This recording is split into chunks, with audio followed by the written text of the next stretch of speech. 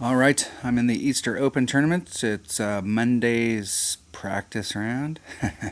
We're on hole number one. So let's go to Golf Clash Notebook and look up hole number one. So let's talk about this hole a little bit. I was talking to one of my teammates, and let's talk about clubs real quick. When it takes, if you're playing an account regularly and you've got a method for adjusting for wind, if you're playing up to about Tour 7, possibly a few Tour 8s, it takes about 3 to 4 months. And when you look at your clubs, it'll take about 3 to 4 months for you to get all of your common cards pretty much maxed out. Pretty much like in the 9, from 8 to 10 in about 3 to 4 months. Any of the Tour 3 or below, you're looking at, especially if you're playing in the rookie tournaments, you're looking at those clubs will be maxed out pretty quick, other than your epics. So, you look at epics of where they're at, it's going to take forever and a day to get epics. The really big clubs that everybody's looking at when they go up in levels and they're trying to do max trophies like the Cataclysm or the Tsunami or the Apocalypse, Thor's Hammer, those clubs, if you're playing down in the rookie tours, they will take a while to get up. But if you're just doing the rookie stuff, you really don't need any of the epics. The only epic that's really going to be a day-to-day club for you, when you first start, the Firefly is the club that you really want to get. That's one of the first epics that you want to get, and that's because its topspin is so good right off the bat. But in most cases, the only epic that you really want to get, if you're playing in the rookie, is the Spitfire. But your common cards are going to go up. Your common and your rares, Guardian gets very useful really quick, level 5. A lot of the Hornet's very useful, level 4 and 5. So you don't have to get those clubs all the way up to achieve the same results. What you're looking for, what's most important, is your common cards. So any of your common clubs, you need to get to level 8 because that's when most of them become useful. So if we're looking at drivers, quarterback, level 8, awesome club. Sniper, level 8, starts to become an awesome club because that's when it starts to get its backspin. Saturn, level 8, awesome club. You can actually use it a little bit before that. Same thing with the Sniper. I started using when they were about level 6, but they're very expensive to upgrade. It's very expensive to upgrade your common cards. Claw, I played with the Claw until I played with the Claw forever, and Zachary Jones convinced me to switch over to the Hornet. And so I switched over to the Hornet, and I've never looked back. Now, I do play with the Claw whenever I need a backspin club. I would prefer the Claw as opposed to the Thorn, just because the Claw is more accurate. But all of your common cards, those are the ones that you're really focused on if you're playing in the rookie tours, and it does not take very long to get those clubs up. So, hole number one, we're going to need a Kingmaker, and we're going to need a quarterback. And those are the only two clubs that we should need. But let's go back and look at the hole here real quick. When you're looking at this hole, if you can do this with an extra mile, you're just going to need to have about 2 to 3 backspin on your extra mile, and you're going to start off in the same spot down here where I'm going to start off. You're looking for your second bounce on your extra mile to be somewhere in this range right here, and so you can clear the arc. So if you draw the arc in here, you're going to have to put some side spin on it. So you need to be above that spot so that when you put the side spin, it has some place to go and not in the sand. But it only takes about 2 to 3 backspin with your extra mile to be able to stop it on the green. And a lot of times you'll end up being over here on the fringe. It's going to be a touch thing. You're going to have to figure it out with your club, exactly how much backspin to put on there, but you want to have in the 2 to 3 range in order to be able to stop it on the green. So if you can't achieve that, you can do this rough bump.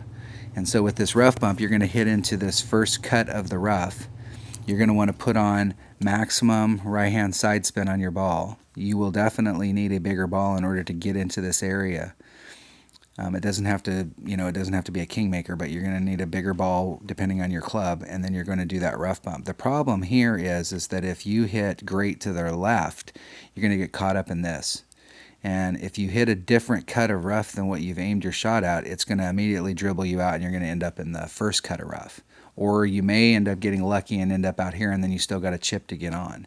And this hole, while this chip is a high percentage shot, it's still a lower percentage shot than if you can end up out here on the green. So the goal here is to be on the green so that you're making a putt, not making a short chip. So if you can't achieve the shot where you're going from here, if your quarterback's not high enough so that you can go right at the hole, you can still do this shot over here a little bit further back with an extra mile, 2 to 3 backspin, and you can still get the same results. Or you're going to have to do this rough bump. And I know a lot of people don't like rough bumps, especially when you're new. It seems counterintuitive to hit into the rough and try and use the rough as part of your tools. So let's go into hole number 1. I've got my clubs. My nephew's sitting here going, why did I come downstairs while you're sitting here shooting a video? And that would be because I was sitting down here waiting for him. All right, so. Sat down here for 30 minutes and then Me and your mom are sitting here talking. All right, so we're on hole number 1. Let's go in and get on hole number 1. Hole number 1 with a quarterback and a kingmaker. I don't know if I picked the right stuff. I may have. Whatever club we get here, we'll just figure out how to do it with that club. And we got the kingmaker because we're looking for that extra side spin. And I go first. Why is it I always go first? It's like I'm always playing against bots. So there's my red line right there. So what I'm looking for is I've got a little bit of overlap. Let's see. So max backspin and however much side spin I can get on there, and see I'm on the other side. So 3-6, we're at max club, so that's about a 3.5 ring pull. And then I'm going to put on about half a ball past the, hitting it perfect. It's hard to tell when you're doing curl. That's why whenever you're doing a shot that involves curl, your odds of repeating that shot over and over and over again are very diminished, because it's hard to judge exactly where you were at the previous time when you did curl. Whereas if you put in side spin, you can go, hey, I put on 4.5 side spin. And then you can repeat that shot. And if you go, hey, I didn't put on enough, or I put on too much, then you can adjust it. But when you're doing curl, it's a huge variable. So it lowers your percentage, your chances. So our opponent's doing the rough bump here. So they're hitting in the first cut of rough. There you go. They are in big trouble. Big trouble. This thing's going to go for a Texas ride right here.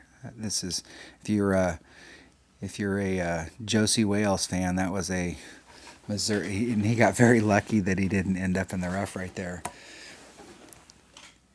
If you're trying to hit into a cut, you have to make sure that you hit into that cut.